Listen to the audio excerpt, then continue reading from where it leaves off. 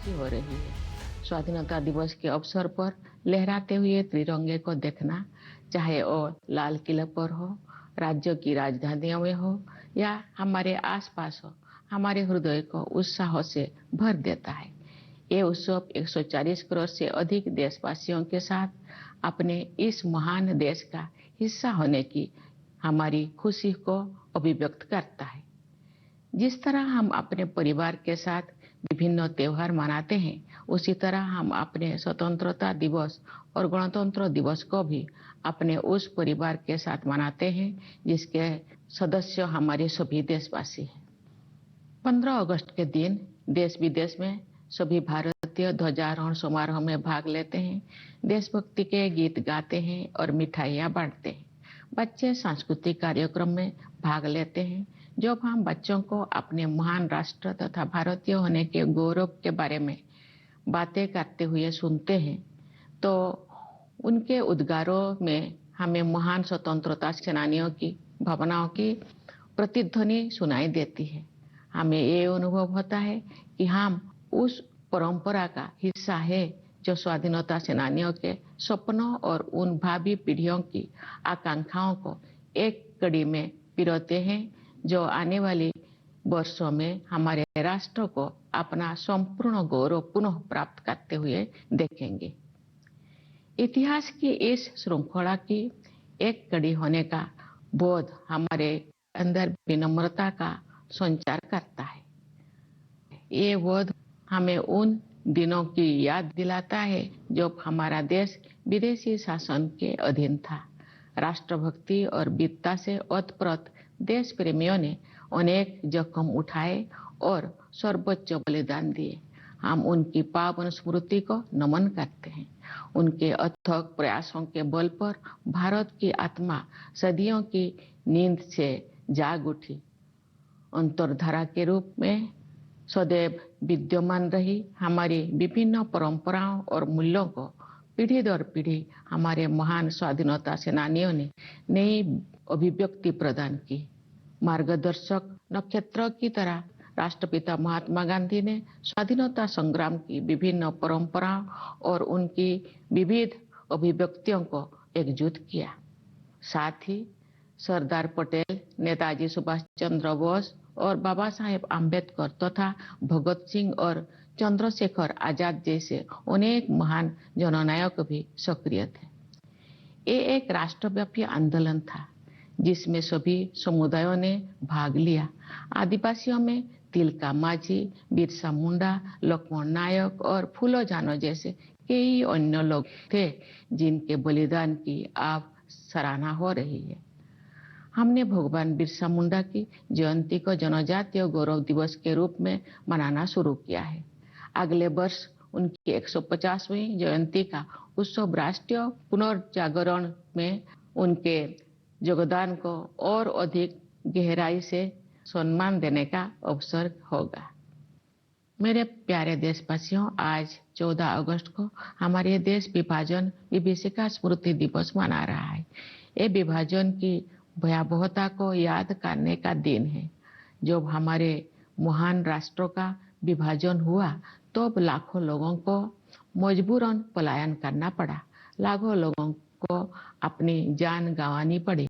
स्वतंत्रता दिवस मनाने से एक दिन पहले हम उस अभूतपूर्व मानवीय त्रासदी को याद करते हैं और उन परिवारों के साथ एकजुट होकर खड़े होते हैं जो छिन्न भिन्न कर दिए गए थे। हम अपने संविधान की 75वीं वर्षगांठ मना रहे हैं। हमारे नवस्वाधीन राष्ट्र की यात्रा में गंभीर बाधाएं आई है। न्याय, समानता, स्वतंत्रता और बंधुता के संवैधानिक आदर्शों पर दृढ़ रहते हुए हम इस अभियान के साथ आगे बढ़ रहे हैं कि भारत विश्व पटल पर अपना गौरवशाली स्थान पुनः प्राप्त करे। इस वर्ष हमारे देश में आम चुनाव हुए। कुल मतदाताओं की संख्या लगभग 97 करोड़ थी, जो एक ऐतिहासिक कीर्तिमान है। मानव समुदाय इतिहास की सबसे बड़ी चुनाव प्रक्रिया का साक्षी बने। इस तरह के विशाल आयोजन के सुचारू और त्रुटि रहित संचालन के लिए भारत का निर्वाचन आयोग बधाई के योग्य है। मैं उन सभी कर्मचारियों और सुरक्षा कर्मियों का आभार व्यक्त करती हूँ जिन्होंने भीषण गर्मी का सामना करते हुए मतदाताओं की मदद की। इतनी बड़ी संख्या में लोगों द्वारा मताधिकार का प्रयोग करना वस्तुतः लोकतंत्र की विचारधारा का प्रबल समर्थन है। भारत द्वारा सफलतापूर्वक चुनाव आयोजित करने से पूरे विश्व में लोकतांत्रिक शक्तियों को ताकत मिलती है। मेरे प्यारे देशवासियों, वर्ष 2021 से वर्ष 2024 के बीच 8% की औसत वार्षिक वृद्धि दर हासिल करके भारत सबसे तेज गति से बढ़ने वाली बड़ी अर्थव्यवस्थाओं में शामिल है। इससे न केवल देशवासियों के हाथों में अधिक पैसा आया है, बल्कि गरीबी रेखा से नीचे रहने वाले लोगों की संख्या में भी भारी कमी आई है। जो लोग अभी भी गरीबी से पीड़ित है, उनकी सहायता करने के साथ साथ उन्हें गरीबी से बाहर निकालने के लिए भी सभी प्रयास किए जा रहे हैं। उदाहरण के लिए कोविड-19 के शुरुआती चरण में आरंभ की गई पीएम गरीब कल्याण अन्न योजना के तहत लगभग 80 करोड़ लोगों को मुफ्त राशन दिया जा रहा है, जो ये भी सुनिश्चित करते हैं कि जो लोग हाल ही में गरीबी से बाहर आए हैं, उन्हें पुनः गरीबी में जाने से रोका जा सके। ये हम सभी के लिए गर्व की बात है कि भारत दुनिया की 5वीं सबसे बड़ी अर्थव्यवस्था बन गए हैं और हम शीघ्र ही विश्व की 3 शीर्षस्थ अर्थव्यवस्थाओं में स्थान प्राप्त करने के लिए तैयार है। ये सफलता किसानों और श्रमिकों की अथक मेहनत, नीति निर्माताओं और उद्यमियों की दूरगामी सोच तथा देश के दूरदर्शी नेतृत्व के बल पर ही संभव हो सकी है। हमारे अन्नदाता किसानों ने उम्मीदों से बेहतर कृषि उत्पादन सुनिश्चित किया है। ऐसा करके उन्होंने भारत को कृषि क्षेत्र में आत्मनिर्भर बनाने और हमारे देशवासियों को भोजन उपलब्ध कराने में अमूल्य योगदान दिया है। हाल के वर्षों में इंफ्रास्ट्रक्चर को काफी बढ़ावा मिला है। सुविचारित योजनाओं एवं प्रभावी कार्यान्वयन ने सड़कों और राजमार्गों, रेलवे और बंदरगाहों का जाल बिछाने में मदद की है। भावी प्रौद्योगिकी की अद्भुत क्षमता को ध्यान में रखते हुए सरकार ने सेमीकंडक्टर और आर्टिफिशियल इंटेलिजेंस जैसे कई क्षेत्रों को बढ़ावा देने पर विशेष बल दिया है। साथ ही स्टार्टअप्स के लिए एक आदर्श इकोसिस्टम भी बनाया है, जिससे उनके विकास को गति मिलेगी। इससे निवेशकों में भारत के प्रति आकर्षण और अधिक बढ़ गया है। बढ़ती हुई पारदर्शिता के साथ बैंकिंग और वित्तीय क्षेत्रों की कार्यकुशलता में वृद्धि हुई है। इन सभी बदलाव में अगले दौर के आर्थिक सुधारों और आर्थिक विकास के लिए मंच तैयार कर दिया है, जहां से भारत विकसित देशों की श्रेणी में शामिल हो जाएगा। तेज गति से हो रही न्यायपरक प्रगति के बल पर वैश्विक परिदृश्यों में भारत का कद ऊंचा हुआ है। G20 की अपनी अध्यक्षता के सफलतापूर्वक संपन्न होने के बाद भारत में ग्लोबल साउथ को मुखर अभिव्यक्ति देने वाले देश के रूप में अपनी भूमिका को मजबूत बनाया है। भारत अपनी प्रभावशाली स्थिति का उपयोग विश्व शांति और समृद्धि के विस्तार हेतु करना चाहता है। मेरे प्यारे देशवासियों, हमें संविधान निर्माता डॉक्टर B.R. अम्बेडकर के शब्दों को भी सदैव याद रखना चाहिए। उन्होंने ठीक ही कहा था और मैं उन्हें उद्धृत करती हूँ। हमें अपने राजनीतिक लोकतंत्र को सामाजिक लोकतंत्र भी बनाना चाहिए। राजनीतिक लोकतंत्र तब तक नहीं टिक सकता जब तक कि उसके आधार में सामाजिक लोकतंत्र ना हो। राजनीतिक लोकतंत्र की निरंतर प्रगति से सामाजिक लोकतंत्र को मजबूत करने की दिशा में की गई प्रगति की पुष्टि होती है। समावेशी भावना हमारे सामाजिक जीवन के हर पहलू में दिखाई देती है। अपनी विविधताओं और बहुलताओं के साथ हम एक राष्ट्र के रूप में एकजुट होकर एक साथ आगे बढ़ रहे हैं। समावेश के साधन के रूप में अफर्मेटिव एक्शन को मजबूत किया जाना चाहिए। मैं दृढ़ता के साथ ये मानती हूँ कि भारत जैसे विशाल देश में कथित सामाजिक स्तरों के आधार पर कलहों को बढ़ावा देने वाले प्रवृत्तियों को खारिज करना होगा। सामाजिक न्याय सरकार की सर्वोच्च प्राथमिकता है। सरकार ने अनुसूचित जातियों, अनुसूचित जनजातियों और समाज के अन्य हाशियों के वर्गों के कल्याण के लिए अनेक अभूतपूर्व कदम उठाए हैं। उदाहरण के लिए प्रधानमंत्री सामाजिक उत्थान एवं रोजगार आधारित जनकल्याण यानी पीएम सूरज का उद्देश्य हाशिए पर के लोगों को सीधे वित्तीय सहायता प्रदान करना है। प्रधानमंत्री जनजातीय आदिवासी न्याय महाअभियान यानी पीएम जनमन ने एक जन अभियान का रूप ले लिया है। इसके तहत विशेष रूप से कमजोर जनजातीय समूह यानी पीवीटीजी की सामाजिक आर्थिक स्थितियों में सुधार के लिए निर्णायक कदम उठाया जा रहा है। National action for mechanised sanitation ecosystem यानी नमस्ते योजना के तहत यही सुनिश्चित किया जाएगा कि किसी भी सफाई कर्मचारी को सीवर और सेप्टिक टैंक की सफाई के जख्म भरे काम को हाथों से नहीं करना पड़ेगा। न्याय शब्दों के सबसे व्यापक अर्थ में अनेक सामाजिक आयाम सम्मानित हैं। उनमें से दो आयामों पर मैं विशेष रूप से जोर देना चाहूंगी। वे आयाम है स्त्री पुरुष के बीच न्यायपूर्ण समानता तथा क्लाइमेट जस्टिस।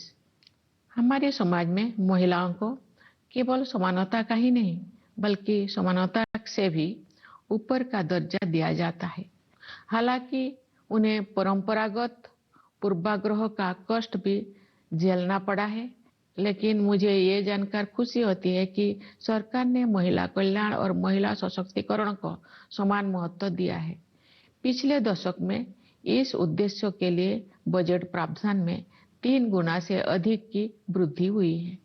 श्रमबल में उनकी भागीदारी बढ़ी है। इस संदर्भ में जन्म के समय बेटियों के अनुपात में हुई उल्लेखनीय सुधार को सबसे उत्साहजनक विकास कहा जा सकता है। महिलाओं को केंद्र में रखते हुए सरकार द्वारा अनेक विशेष योजनाएं भी लागू की गई है। नारी शक्ति बंधन अधिनियम का उद्देश्य महिलाओं का वास्तविक सशक्तिकरण सुनिश्चित करना है। जलवायु परिवर्तन एक यथार्थ का रूप ले चुका है। विकासशील देशों के लिए अपने आर्थिक प्रतिमानों को बदलना और भी अधिक चुनौतीपूर्ण है। फिर भी हमने उस दिशा में आशा से अधिक प्रगति की है। ग्लोबल वार्मिंग के सबसे गंभीर कुप्रभावों से पृथ्वी को बचाने के लिए मानव समुदाय द्वारा किए जा रहे संघर्षों में अग्रणी भूमिका निभाने पर भारत का गर्व है। मैं आप सभी से अनुरोध करती हूँ कि आप अपने जीवन शैली में छोटे छोटे किंतु प्रभावी बदलाव करें तथा जलवायु परिवर्तन की चुनौती का सामना करने में अपना महत्वपूर्ण योगदान दें। न्याय के संदर्भ में मैं ये भी उल्लेख करना चाहती हूँ कि इस वर्ष जुलाई में भारतीय न्याय संहिता को लागू करने में हमने औपनिवेशिक युग के एक और अवशेष को हटा दिया है। नई संहिता का उद्देश्य केवल दंड देने की बजाय अपराध पीड़ितों के लिए न्याय सुनिश्चित करना है। मैं इस बदलाव को स्वाधीनता सेनानियों के प्रति श्रद्धांजलि के रूप में देखती हूँ। मेरे प्यारे देशवासियों, आज के युवा हमारी स्वतंत्रता की शताब्दी तक के अमृतकाल को यानी आज से लगभग 1/4 सदी के कालखंड को स्वरूप प्रदान करेंगे। उनकी ऊर्जा और उत्साह के बल पर ही हमारा देश नई ऊंचाई तक पहुंचेगा। युवाओं के मनोमस्तिष्कों को विकसित करना तथा परंपरा एवं समकालीन ज्ञान के सर्वश्रेष्ठ आयामों को ग्रहण करने वाले नई मानसिकता का निर्माण करना हमारी प्राथमिकता है। इस संदर्भ में वर्ष 2020 से लागू की गई राष्ट्रीय शिक्षा नीति के परिणाम सामने आ रहे हैं। युवा प्रतिभा का समुचित उपयोग करने के लिए सरकार ने कौशल रोजगार तथा अन्य अवसरों को सुलभ बनाने के लिए पहल की है। रोजगार और कौशल के लिए प्रधानमंत्री की 5 योजनाओं के माध्यम से 5 वर्षों में 4 करोड़ 10 लाख युवाओं को लाभ मिलेगा।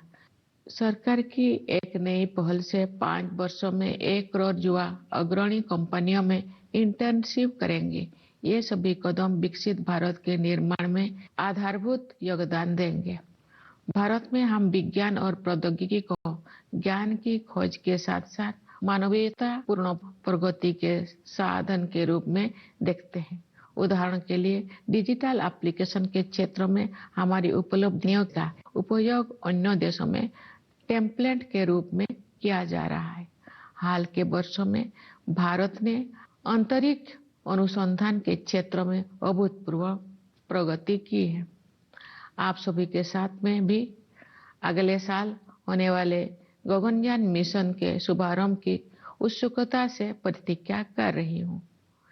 इस मिशन के तहत भारत के पहले मानव अंतरिक्ष यान में भारतीय अंतरिक्ष टीम को अंतरिक्ष में ले जाया जाएगा। खेल के जगत भी एक ऐसा क्षेत्र है जिसमें हमारे देश ने पिछले दशक में बहुत प्रगति की है। सरकार ने खेल के बुनियादी ढांचे के विकास को समुचित प्राथमिकता दी है और इसके परिणाम सामने आ रहे हैं। हाल ही में संपन्न पेरिस ओलंपिक खेलों में भारतीय दल ने अपना उत्कृष्ट प्रयास किया। मैं खिलाड़ियों की निष्ठा और परिश्रम की सराहना करती हूँ। उन्होंने युवाओं में प्रेरणा का संचार किया है। क्रिकेट में भारत ने T20 विश्व कप जीता, जिससे बड़ी संख्या में क्रिकेट प्रेमी आनंदित हुए। शतरंज में विलक्षण प्रतिभा वाले युवा खिलाड़ियों ने देश को गौरवान्वित किया है। इसे शतरंज में भारतीय युग का आरंभ माना जा रहा है। बैडमिंटन, टेनिस और अन्य खेलों में हमारे युवा खिलाड़ी विश्व मंच पर अपनी पहचान बना रहे हैं। उनकी उपलब्धियों ने अगले पीढ़ी को भी प्रेरित किया है। मेरे प्यारे देशवासियों, पूरा देश स्वतंत्रता दिवस मनाने के लिए तत्पर है। इस उल्लासपूर्ण अवसर पर मैं आप सबको एक बार फिर बधाई देती हूँ। मैं सेनाओं के उन बहादुर जवानों को विशेष बधाई देती हूँ जो अपनी जान का जोखिम उठाते हुए भी हमारे स्वतंत्रता की रक्षा करते हैं। मैं पुलिस और सुरक्षा बलों के कर्मियों को बधाई देती हूँ जो पूरे देश में सतर्कता बनाए रखते हैं। मैं न्यायपालिका और सिविल सेवाओं के सदस्यों के साथ साथ विदेशों में नियुक्त हमारे दूतावासों के कर्मियों को भी अपनी शुभकामनाएं देती हूँ। हमारे प्रवासी समुदाय को भी मेरी शुभकामनाएं। आप सब हमारे परिवार का हिस्सा है। आपने अपनी उपलब्धियों से हमें गौरवान्वित किया है। आप सब विदेशों में भारत की संस्कृति और विरासत का गर्व के साथ प्रतिनिधित्व करते हैं। एक बार फिर मेरी ओर से सभी को स्वाधीनता दिवस की हार्दिक शुभकामनाएं। धन्यवाद। जय हिंद, जय भारत।